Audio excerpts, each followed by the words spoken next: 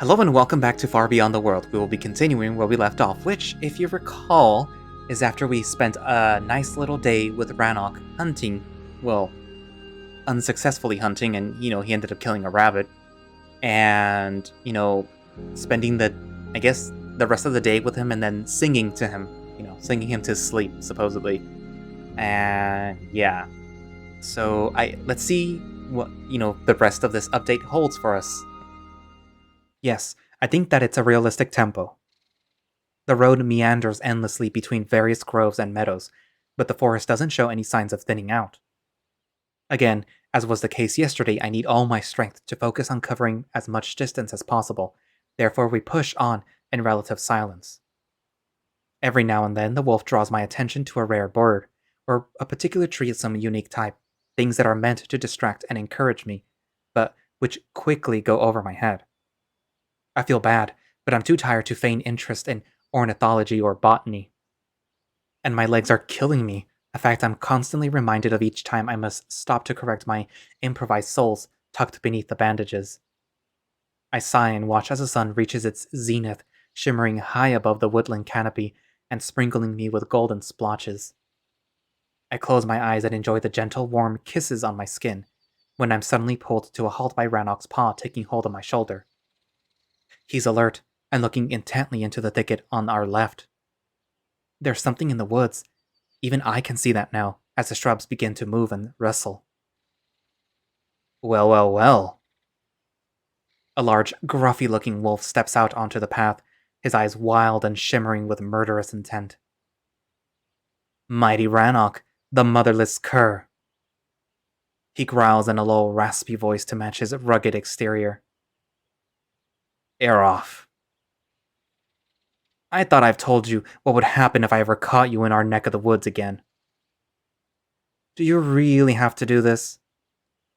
Ranok sounds hesitant as the other male cracks his neck and begins to flex menacingly. Oh, I've waited way too long, my friend. Come then, tonight you dine with Aluna. Not unless I send you to her first. My wolf pushes me gently away as he unbuckles his pauldron along with the longsword, allowing them to fall freely. I shudder at the metallic clang of his gear as it hits the ground, looking to him with worry. He removes his side blade as well and tosses it aside, hunching down in a combat stance with his fingers feathered out, and the other wolf does the same. Are they really going to fight? My answer comes with a lightning-fast charge of the gruffy male. They clash together, paws interlocked, and their muzzles twist in vicious snarls. My heart quivers at the sound of their animalistic growls, so primal and hateful. They strain against each other for a moment when suddenly Ranok pivots to the ground, undercut by his opponent. Ugh! He groans painfully as he slams into the dirt. His eyes shoot open, and he rolls away just in time to avoid being elbowed in the ribs. What the hell is going on? Motherfucker! The gruffy male curses, stumbling back to his feet, rubbing the now bruised elbow he just smashed into the road. His infuriated gaze locks with Ranok's, and they clash again. They exchange a frenzied series of blows, each drawing a strained grunt or a painful bark. Punch, block, block, punch, one series after another without a clear winner. They're going fully at it, sweat and bruises dotting their bodies. Then an uppercut to Ranok's muzzle causes a streak of blood to drip down his nose. I cover my mouth in shock, almost ready to call out and beg them to stop. Then a swift punch to the gut causes the gruffy male to stumble back, and Ranok doesn't waste any time. He rushes him, gripping the male from behind and lifting up to deliver a brutal slam into the dirt. Ugh! This time it's the gruffy male that spits out blood, while Ranok mounts him. Now they're tumbling left and right, struggling, grunting, and growling viciously. I don't know what to do. My panic rose. This is insane. I'm so consumed by the savage spectacle that I don't notice another, much skinnier wolf emerge from the greenery. He has a sharpness to him, with piercing green eyes measuring the fight from underneath his hood. Okay, that's enough, he says in an unimpressed, soft monotone, calmly approaching the scuffle. You can stop now. He shuffles on its feet to avoid getting caught in the fight, but they pay him no mind, still very much intent on killing one another. Seriously? Seeing his anemic intervention yield no results, the skinny wolf takes a deep inhale. Okay, enough! This time, a thundering scream echoes across the woods, completely unbefitting the frail frame it emerged from. The birds fly off startled, and the belligerent wolves stop in their tracks with equal shocked expressions. Alright, alright.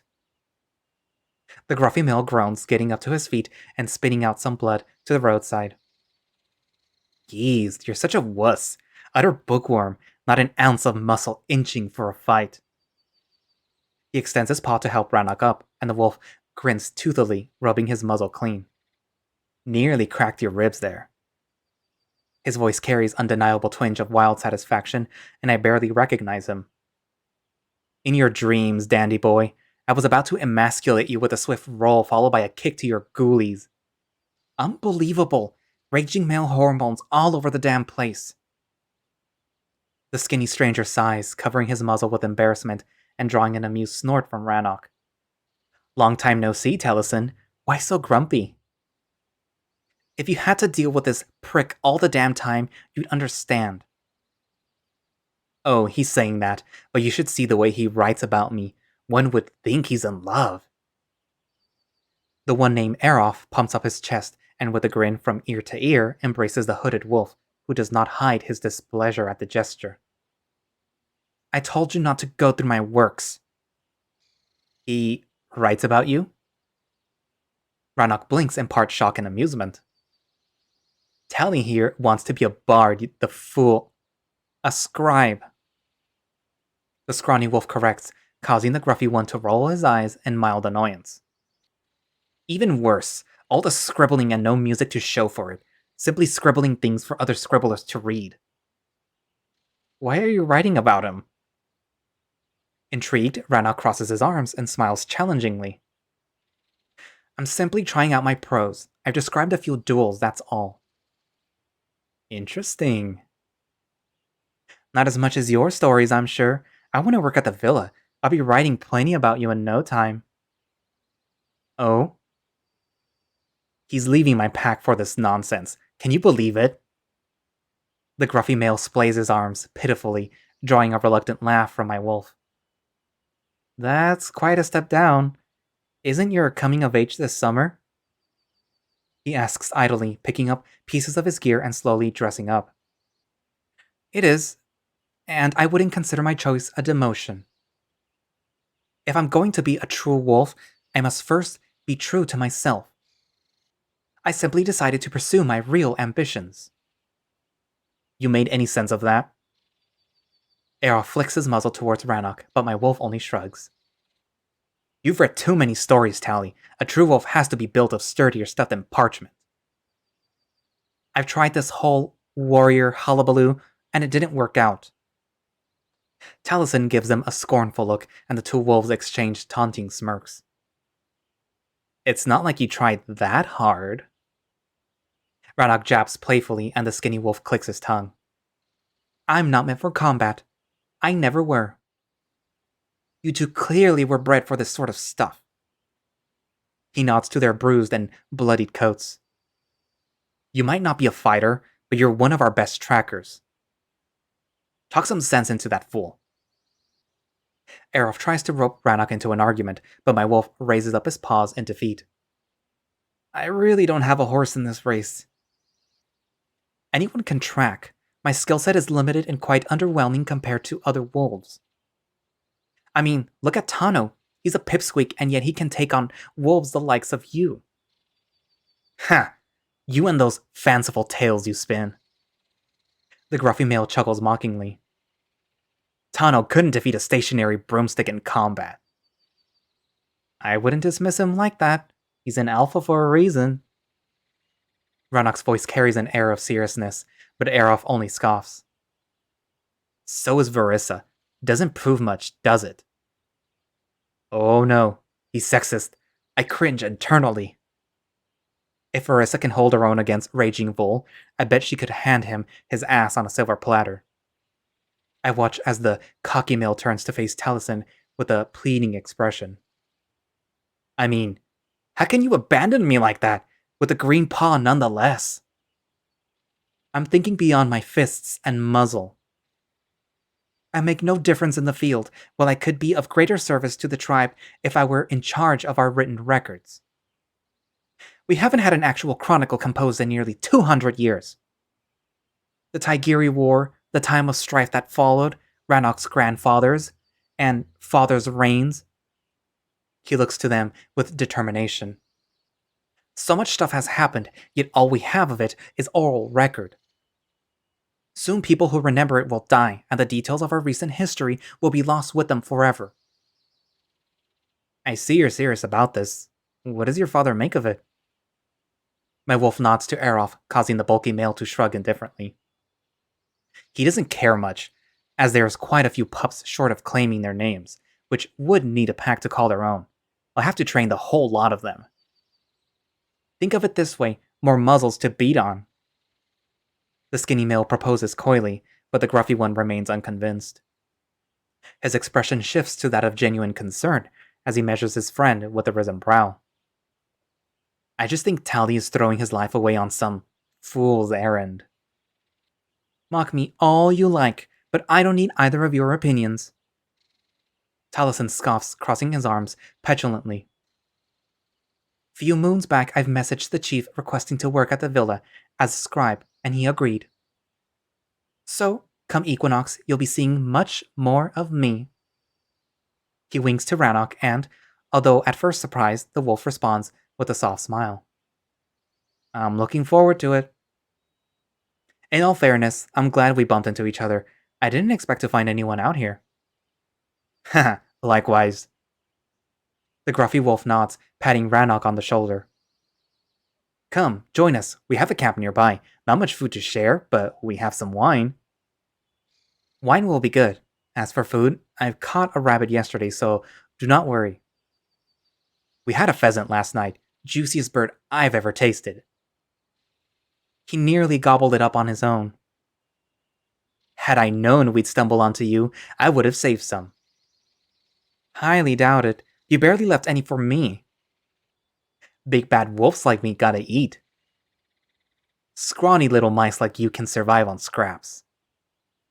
Taliesin scoffs and then proceeds to walk into the forest. Once there's some distance, I begin to silently follow, observing the manners of the bunny wards I managed to pick up thus far. Silent, deferent, and at arm's length, just like the wolves like them. At first, I'm being ignored despite me shadowing their movements through the thicket, but eventually the gruffy male throws me a curious gaze. Is he, just going to stare at us, or... Thank you. Taliesin exclaims, joining his hands at the chest. Someone finally acknowledged the otherkin in the forest. I didn't want to be rude, but I began to worry we were going to pretend like this is normal, no questions asked. Oh, that's Caleb. He's my ward. Trust us, we know who he is. Erof's voice carries a slight bitter tone as he turns his back on me. The hooded male, on the other hand, slows down his pace to remove some distance between us. Do you speak Tigiri, human? He asks in a polite tone, but all I do is give him an empty gaze. I bet he swapped languages without me noticing again, so I play it off as dumb. Hello, Tigiri? Lights are on, but nobody's home. Erof laughs and Ranok gives me an apologetic smile. He's a bit timid. I'd say he's slow. I don't think he has seen other wolfkin before. So, what of it? The gruffy male scoffs. I've never seen a human in my life, yet you don't see me falling to pieces. I have to side with Erof on this one. He's a bit creepy. Taliesin twinkles his fingers at me and speeds up to rejoin his friends. Silently observing us with those knowing eyes, I'd sleep with one eye open if I were you. He shows no sign of malice, I can assure you. Famous last words. Eventually, we arrive at a small clearing where a similar tent is set up. Everything here looks very much akin to our own campsite, which makes me smile. Ranok must have done this a lot on his duty. It feels nice to take part in this intimate side of his life in Turnen. So, what are you guys doing here? He asks, taking a seat near the extinguished fire pit, patting a spot beside him to let me know where to sit. I do so quietly, effectively being separated from strangers by his towering body. I'm glad for that. It makes me feel a bit more at ease in this new company. We've been assigned to the road for extra security. We've been days at it without a moment's break. Erof sighs, rummaging in their supplies to emerge with a bludgeoning wineskin twice the size of our own. He passes it to Ranok, and my wolf uncorks it, giving them a curious glance as they settle down. Seems excessive. Any reason for that? He asks, taking a swig and passing the bottle to me. To my surprise, the other two don't even bat an eye at this, and I decide to wet my lips. There's been chatter among the sentinels. The tigers seem rather spooked for some reason. They've tripled patrols around the forest's edge, almost as if looking for something. Any idea what they're looking for? Ranok gives me a troubled gaze, and the gruffy male shakes his head. If you think this has something to do with your infamous coming of age, I'll have to disappoint you. They weren't looking for the human. How do you know? Because they would have sent word. Taliesin pipes in, as Erof passes the wineskin to him. No, they were looking for something on their own side of the border. Why didn't they notify the villa about this? Who do you take us for? The hooded wolf snorts, nearly choking on the wine. We've sent multiple reports to your father. Oh. Ranok sounds troubled, rubbing his neck awkwardly. I guess he didn't share those with me. Some things never change, eh? Old wolves treating us like pups. He laughs, taking a deep gulp almost as if for emphasis. The way you two act, you very much are pups, just overgrown a little. Don't mind him. The gruffy male waves his paw. He's just pissy because I've accidentally dry humped him in his sleep again. The fuck, dude? Don't say that! Taliesin jumps up to his feet. I smile, seeing as his ears go red on the inside. He looks all cute and flustered, almost as if he indeed had a crush on his friend. Haha, you need to learn to loosen up a bit. Erof pats him on the back harshly, drawing a groan from the scrawnier male. What's a little dry humping among friends, eh, Ranok? Yeah. This time it's Ranok who's flustered at the comment, and I look to him in surprise. Is he known for dry humping people in his sleep? Is that something common among those wolves? But we don't get to linger on this for too long, as Ranok quickly deflects the issue. So, what about those Tigeri patrols? Father thought it was some poacher sneaking at night, stealing from the local farmers, but we made thorough accounting. Any missed duty was met with flogging. Needless to say, we didn't lose sight of even a single of our wolves. So, what was it then? Don't play dumb with me. You know far more than we do. The strained tone of the gruffy male betrays a hint of offense. The word travels fast. We know where you were and what you did in the northern groves. Well, rumors are not the best source of information. That's why I'm asking the very hero himself. If Regara needed rescuing, shit must have gone pretty bad. If she needed rescuing, we're all fucked. I'm sorry, friends. I'm not at liberty to discuss that. Ranok contracts a little, not really uncomfortable with the subject, but rather unsettled. He has to withhold information from those he clearly considers close. Had I known you were here, I'd have handed you the howl summons personally. As it stands, it will be delivered by one of the others. Yeah, not sure Father will be attending all that. Erof swishes his paw dismissively. He's been taken ill for the second time this year. That, and he's also very much not keen on bumping into a certain someone. His contemptuous tone makes me immediately think of Aldris. But then again, that's just my bias. He could mean anyone, really. Well, Then he'll have to send you in his stead. It will be nice to have at least one favorable wolf on the jury. I wouldn't count your chickens just yet, not until you explain what's the deal with the human. The gruffy male gives me a piercing, yet non-threatening look, and Taliesin issues a long sigh of relief. Finally, I was itching to press the issue from the moment you ended your childish roughhousing. I mean, you must have heard about it already. You must have heard of it already. I mean, you must have heard of it already.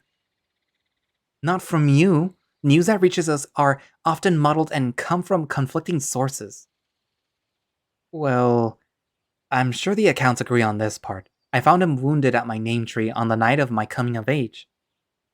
Shut up! I thought it was just fancy talk. No, seriously. My wolf exhales in amusement and takes a deep chug of the wine, again passing it to me. I felt compelled to go against all my instincts and protect him.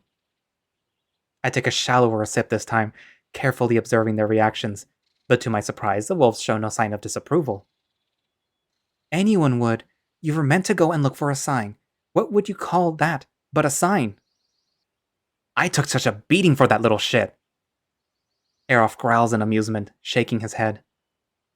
He swallows the wine more aggressively, a slight resentment hidden underneath his restrained reaction. We all did. Taliesin places a paw on his shoulder. The entire pack got flogged the moment word reached us about the intruder. How the fuck did that twitchy-looking shit get so deep without being noticed? There's a raspiness to his voice, almost as if he stifled a growl in each of his words, but the anger doesn't seem to be directed at me. I don't know. In all fairness, the entire situation was messed up. They say it was an ambush, or some sort of ritualistic crap. Erof groans, passing the wine to Taliesin, but the male refuses with a gentle sway of his paw, and with this, the bag arrives back at Ranok. He looks to them with a clear sadness in his eyes, bothered by what my appearance meant to them personally. I'm not going to deny, I don't feel too great myself knowing that a number of wolves got physically punished over my sheer existence. He takes another swig, almost as if looking for courage, and exhales harshly. I found him naked and wounded, with lots of blood around. He definitely didn't do it himself. So, what are you saying? The gruffy male's wild eyes drill into him in annoyance. That we let more than just one stranger into the forest? I'm not saying that. Well, that's exactly what you're saying. Taliesin butts in, slight offense evident in his tone. Look, I'm sorry you've been flogged, but he was at my name tree. That part I cannot take back, even if I wanted to. It's the truth. It's clear Erof didn't want to hear that, but surprisingly, he simply looks into the extinguished fire and aims his annoyance at the charred wood. Somebody left him here to either die or got spooked by me before he managed to finish him off. Or she? I mean, we can't assume.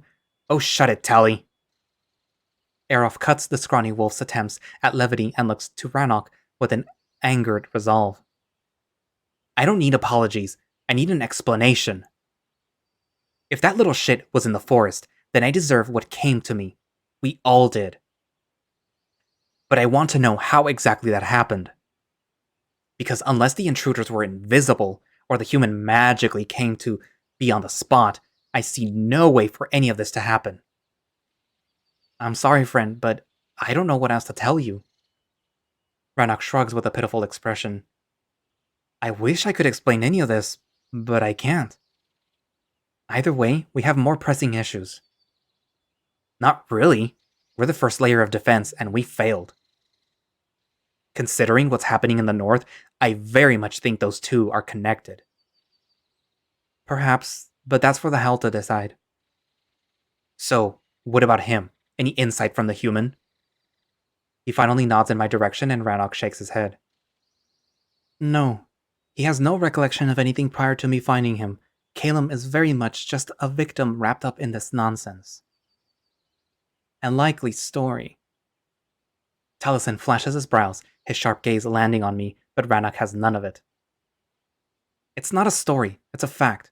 The poor kid doesn't even know who he is. That's why I'm taking him to Strandbard. Someone there might shed some light on the matter. I think it's a mistake taking him out of the forest. He should be interrogated and... It's a good thing it's not up to you then, is it? This time it's Ranok who tenses up and struggles to contain a growl, letting them know that I'm off limits in this exchange. Vol and I got all the information from the human we possibly could. Vol even went as far as to stab the damn thing. Holy fuck, that's maniac. Erof laughs, patting his knee. Still, bringing him into Strandbard might rub the Tigeri the wrong way. A rabbit in the paw is better than two in the bush, I say. I'd say let the rabbit go if you can hear it ticking. Thank you for that invaluable insight, but I think my father knows what he's doing. My wolf reiterates again, causing Taliesin to take an aggravated sip of the wine. Ranok, we've been friends for a long while, and you've been good to me. Honestly, it's the least I owe you. It doesn't look good. He shakes his head and Ranok tilts his. What doesn't? The howl. The wolves are not happy. Our villages used to live off small-scale commerce with the locals across Treeland, but that's all gone. Now we play a role of unpaid overseers on the impoverished burrows, extorting whatever crops the big wolves demand. It's not a way to live. Between that and our sentry duties, we're constantly harassed by small-time Lapin brigands. What? Ranok sounds shocked, and Taliesin crosses his arms mockingly. Why so surprised? We've been sending letters to your father for months now. Some of the Silevan folk are already up in arms, and can you blame them? He doesn't discuss politics with me. Politics? The hooded male scoffs. Our way of life is at stake. We're just as much a part of the tribe as you fancy wolves are.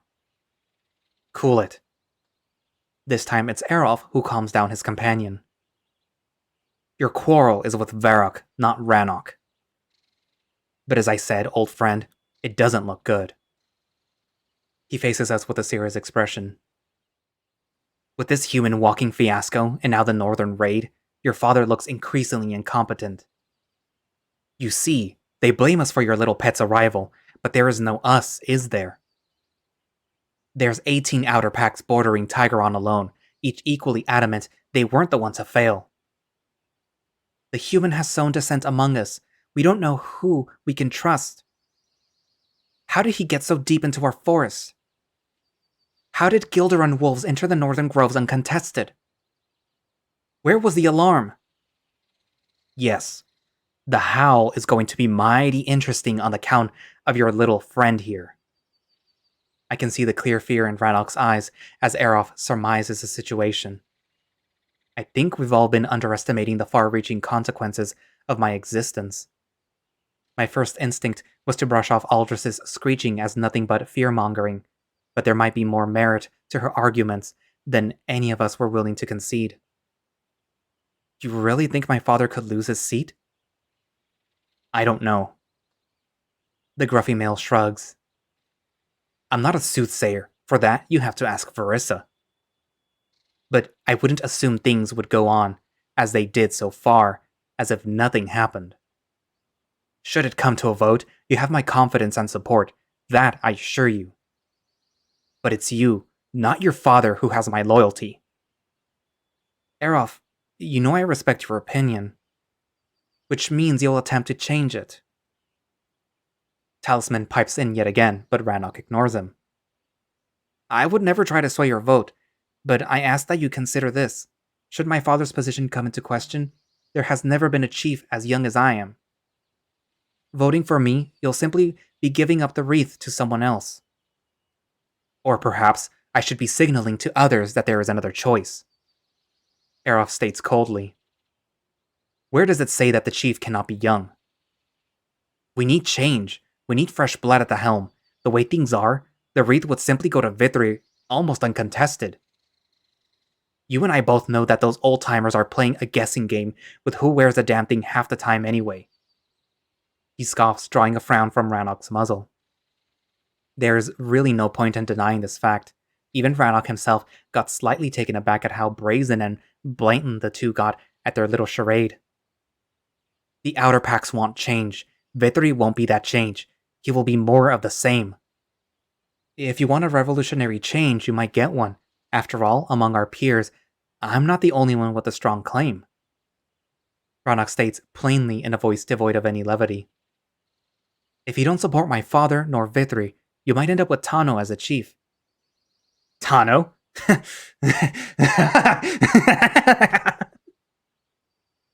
The gruffy male erupts in a long bout of laughter that lasts nearly a minute. It takes him all the willpower to compose himself, and even I must admit to finding humor in the sentiment. If anyone nominates that little defective creep at the Hell, I'll personally challenge them to a duel for a grave insult of the gathering. He's not defective. Oh, please. Erof cuts him off. We all heard of it, the way he conducted himself at the infamous feast. He should count himself lucky not to be exiled, another failing on your father's part. On that, I will disagree.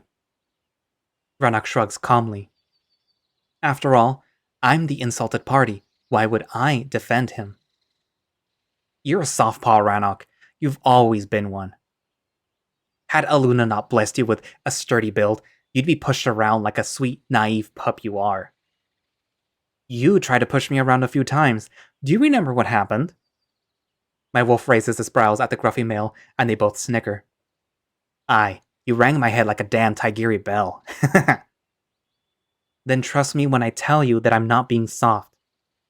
Ranok grips his pendant tightly and looks to Erof with deadly determination. Do I have to swear on my moonstone for you to believe me? I dislike him for other reasons, personal ones, but I respect him as a wolf and a fellow alpha. Okay, if you say so. The gruff male bops his hand up in a playful surrender. But still, his candidacy would be a joke. Not with Aldris and Dran's backing. Now that would be an ironic twist of fate I'd gladly see.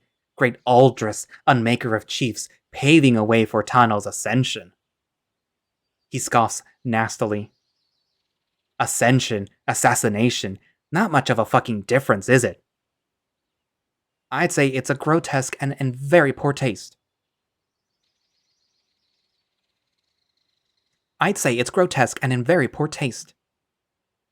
Taliesin sneers, causing me to ponder their words.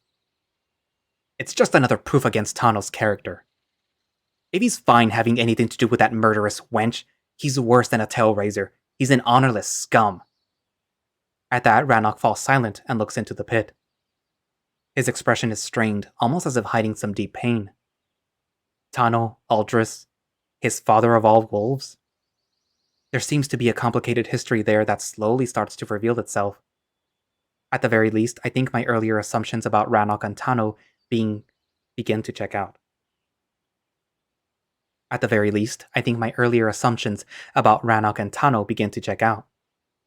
I watch as my wolf takes a last deep chug of the wine and gets up, passing the remaining contents back to his friends.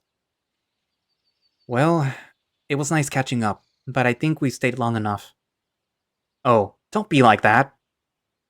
The gruffy male waves his paw at him, clearly thinking Ranok took offense to his words. I won't deny I'm not entirely comfortable with the conversation. Honestly, right? For sure. Hard truths, my friend. Honesty, right? I won't deny I'm not entirely comfortable with the conversation. Honesty, right? For sure. Hard truths, my friend. Well then, the hard truth is despite being uncomfortable, I'm actually glad we had this talk. Oh? You've reminded me how bad things have gotten, and that I'm needed back home. The sooner I'm done with my errand, the quicker I'll be at my father's side. Swear on your moonstone that you're not upset with me. They lock their expectant gazes for a moment, and after a while, Ranok releases a heavy sigh without fulfilling their request. Ha! I knew it! Erof raises to his feet, patting Ranok's shoulder merrily. Next time we see each other, you'll get to throw the first punch, eh? You really sure about that? Last time I got somewhat serious, I accidentally dislocated Drer's shoulder. Ha! Dur makes Taliesin look like he's made of granite. Hey! I'm sorry, my pretty little scribbler, but that's the truth. I saw that wolf break a thumb during a spar once. Who does that? He scoffs, drawing an amused smile from Ranok. Yeah, well, Drer is on the delicate side. Almost as if his mother was made out of glass. I bet Vethor had to be sedated not to break her. That wolf knows how to dish it. The way he goes about it, mating looks like the most vicious of battles. The gruffy male blurts out as if it were nothing, shocking us all. I was watching him once having a tumble with my aunt when he stayed over. Poor bitch couldn't walk straight for a week. Likes to hate fuck, that one. Ugh, gross. Taliesin groans, and I increasingly suspect he might be one of us.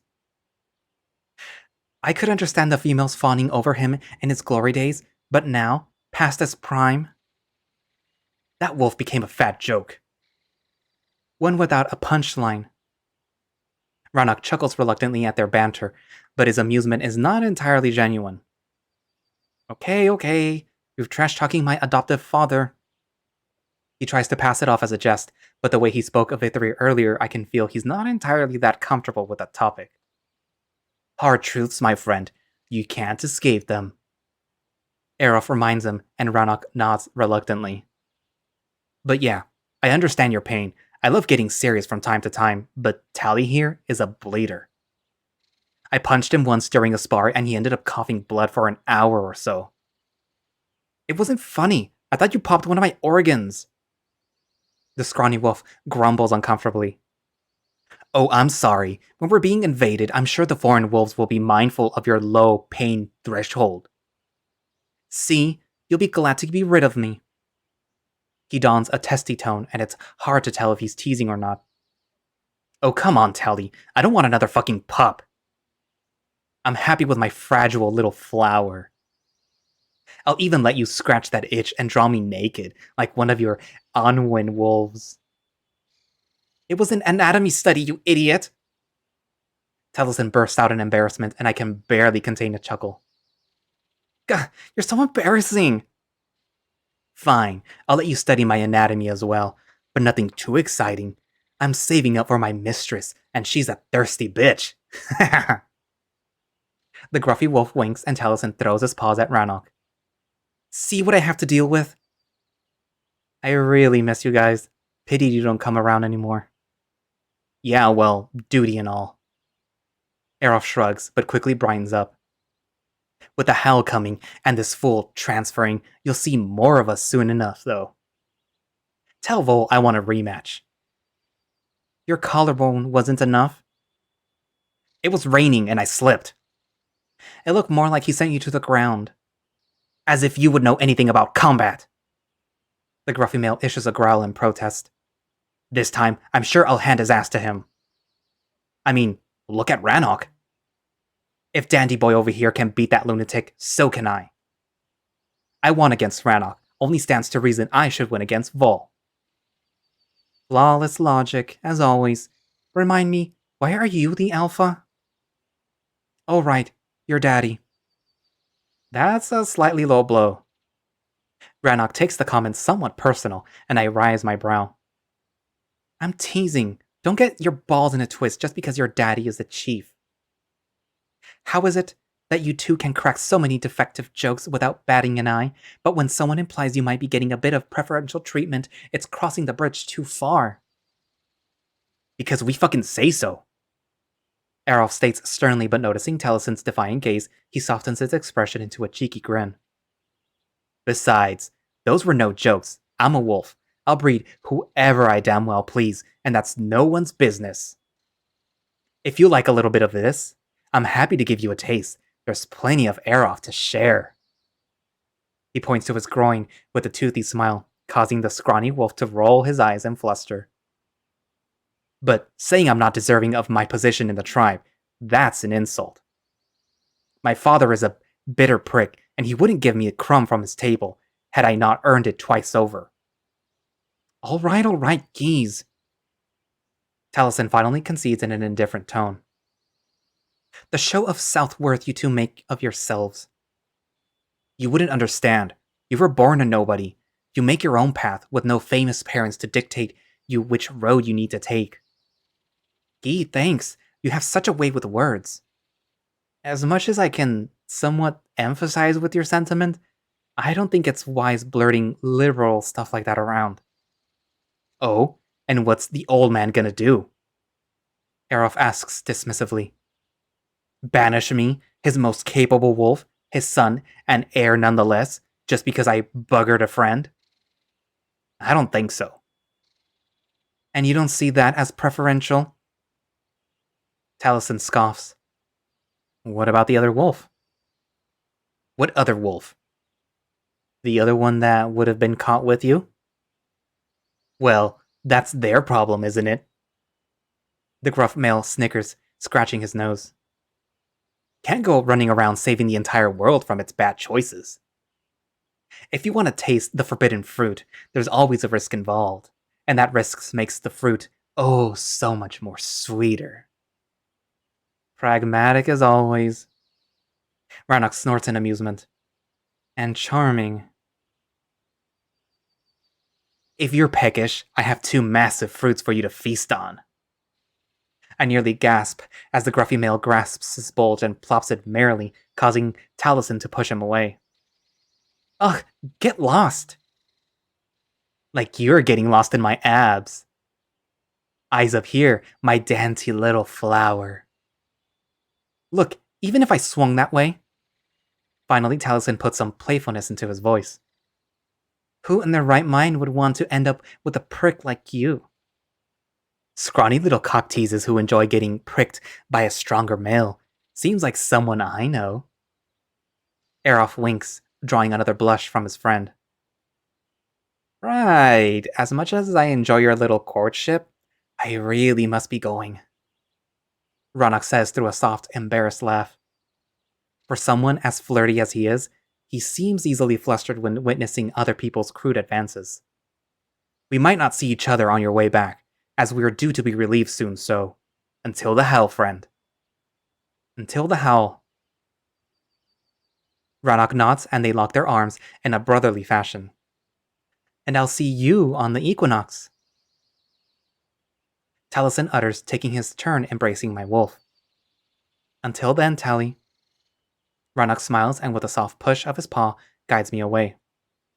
As we proceed to leave and I pass next to the gruffy male, he suddenly pounces in my direction without making actual contact, and I stumble.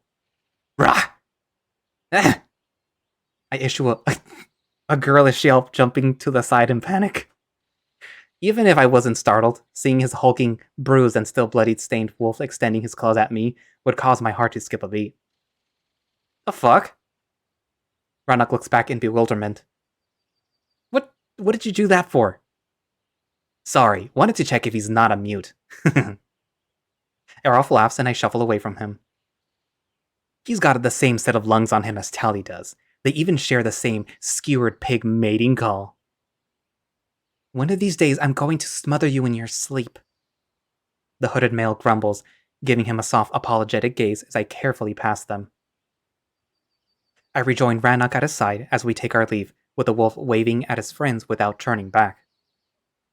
They're quite the characters, I say once we're clear out of the earshot. I can't decide if I like Erof or not, but Taliesin seems alright.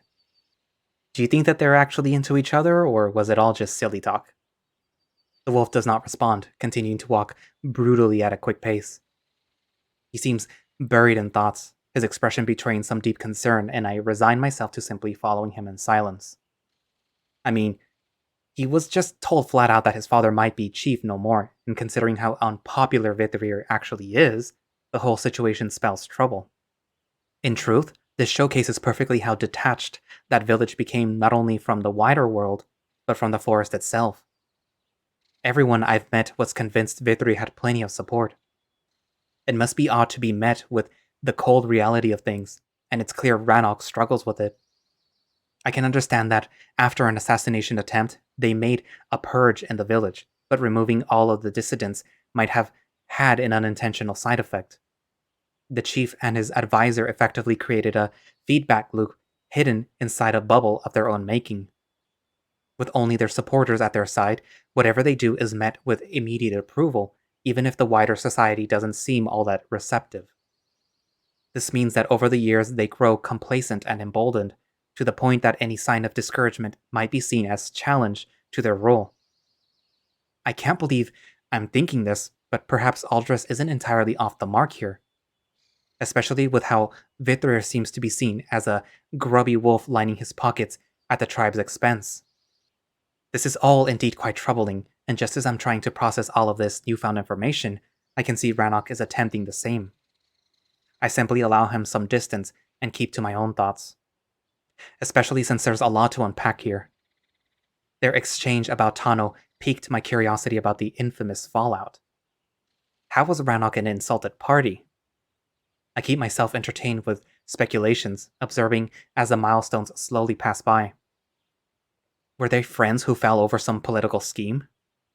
Or forbidden lovers who came to a tragic end or broke up due to the comedy of misunderstandings? Whatever their story is, I very much would like to hear it. At least, my preoccupied mind keeps my attention of being tired and allows me to keep up with the wolf. But as always, that resolve quickly melts away as I can see the window between each of the stones we pass stretch out. By the time of our first break, we barely cover 6 miles. I'm already falling behind. You sure you're okay? He finally speaks up in a worried tone, passing me some jerky and a biscuit. I bite the stringy meat, pulling at it as if it were taffy, trying to rip out a chunk.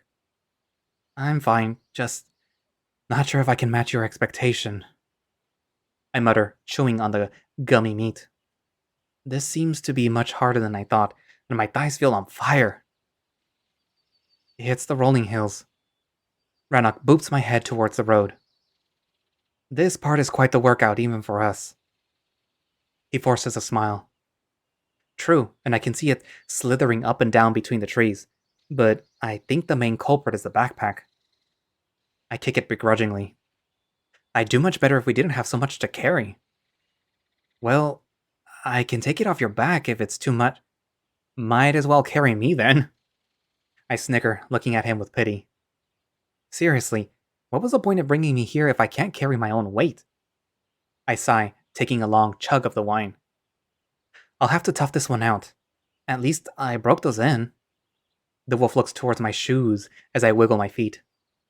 I have to stop to adjust them much less than before. He smiles, giving me a gentle, encouraging nuzzle. You'll be all right. He croons, but I look to him with worry. Are you, though? The conversation with those two have left you quieter than usual. Don't worry, it just gave me lots to think about. Same. I chuckle, trying to maintain some sense of levity. Seems our situation keeps getting worse and worse. You remember when your father walked in on us, and after a whole night of waiting for you to return, you told me I didn't know half of it? You weren't kidding. And now, that it turns out that I don't know the other half, seems like we're walking through this perfect shitstorm completely blind. Eloquently put. He forces some amusement to his scoff, but it's clear he's deeply troubled. We'll be fine. I try to encourage him, bumping into his shoulder. We'll get the supplies and restore some faith in your father's leadership. Yeah. Somehow, those words seem to have triggered him, and his mood took a greater dip, but the wolf doesn't give me a chance to prod. Let's not tarry then. A lot hinges on this mission. I nod, jumping back to my feet, and soon enough, we're on the road again.